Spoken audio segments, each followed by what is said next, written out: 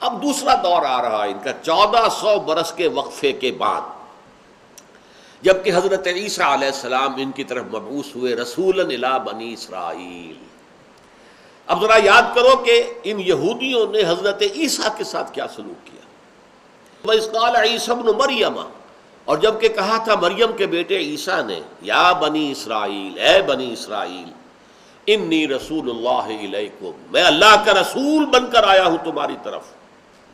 اور حضرت عیسیٰ علیہ السلام کی بعثت کے جو دو پہلو ہیں نہایت اہم، آپ گویا کہ ایک لنک ہے موسیٰ اور محمد کے درمیان صلی اللہ علیہ وسلم۔ موسیٰ اور محمد، ان کے درمیان عیسیٰ ہے۔ ان کا رول کیا تھا؟ مصدقا لما بین یدی من التوراہ، میں تصدیق کرتے ہوئے آیا ہوں اس کی جو میرے سامنے موجود ہے تورات میں سے۔ خاص طور پر شریعت موسوی کی انہوں نے پوری طریقے سے توثیق کی کہ تم پر شریعت موسوی لاگو رہے گی، میں کوئی نئی شریعت لے کر نہیں آیا ہوں۔ جئتکم بالحکمہ، میں حکمت لے کر آیا ہوں۔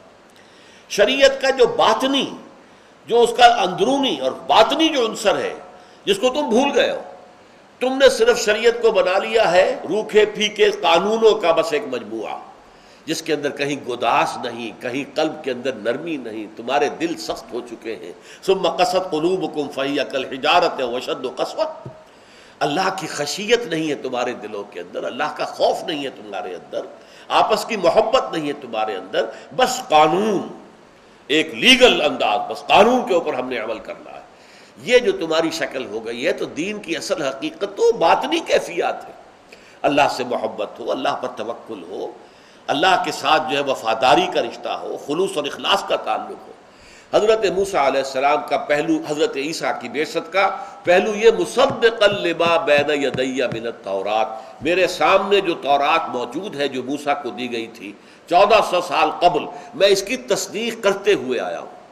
اب اس کے دونوں معنی ہیں، میں تصدیق کرتا ہوں کہ یہ اللہ کی کتاب تھی، اللہ کی کتاب ہے جو موسیٰ کو دی گئی تھی۔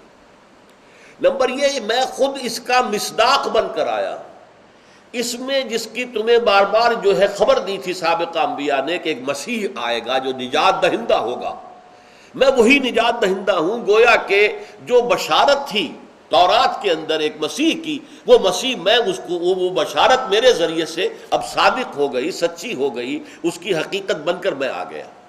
یہ دونوں معنی اس کے ہیں کہ ورنہ وہ ابھی بشارت جو ہے وہ تو ابھی تشنہ تھی، ابھی وہ فلفل نہیں ہوئی، اس کا مصداق ظاہر نہیں ہوا۔ نہیں، میں مصداق ہوں اس کا، اس بشارت کا، مسیح کی جو بشارت دی گئی تھی میں اس کا مصداق بن کر آیا۔ دونوں معنی ہیں کہ میں تورات کی تصدیق کرتا ہوں، تورات کی تعلیمات کی تصدیق کرتا ہوں، تورات میں جو شریعت اللہ نے تمہیں دی تھی اس کی تصدیق کرتا ہوں، اور یہ کہ خود جو بشارت مسیح کی تھی تورات کے اندر میں اس کا مصداق بن کر آیا ہوں کہ وہ مجھ پر صحیح طور پر چشمہ ہو رہی ہے، ورنہ گویا کہ ابھی تک وہ پروفیسی جو ہے وہ انفلفلڈ تھی۔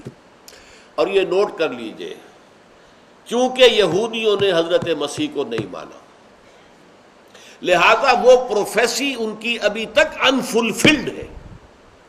دی سچویشن از ویکنٹ، وہ سمجھتے ہیں کہ ابھی ہمارا مسیح آنا ہے، وہ انتظار میں ہے، مسایہ، اس کو مسایہ کہتے ہیں، مسایہ آئے گا، اور وہ مسایہ جو ہے اب جو آئے گا وہ جھوٹا دجال ہوگا جو مسیح ہونے کا دعویٰ کرے گا۔ اصل مسیح آ کر پھر اسے قتل کریں گے، الدجال، المسیح الدجال۔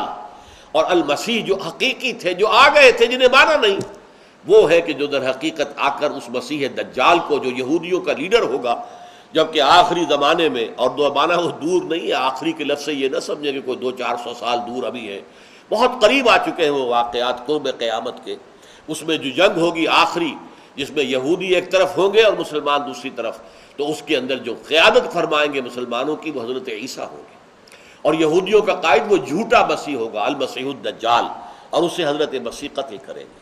تو یہاں میں نے صرف آپ کو وہ مصداق ہونے کے مفہوم کے اعتبار سے یہ بات بتا دی کہ وہ جو پروفیسی، جو خوشخبری تھی، وہ ان کے نزدیک، یہودیوں کے نزدیک، چونکہ وہ مسیح آئے تو انہوں نے مانا نہیں، انکار کر دیا، لہذا وہ ابھی تک unfulfilled ہے ان کے نزدیک، and they are still waiting for their Messiah۔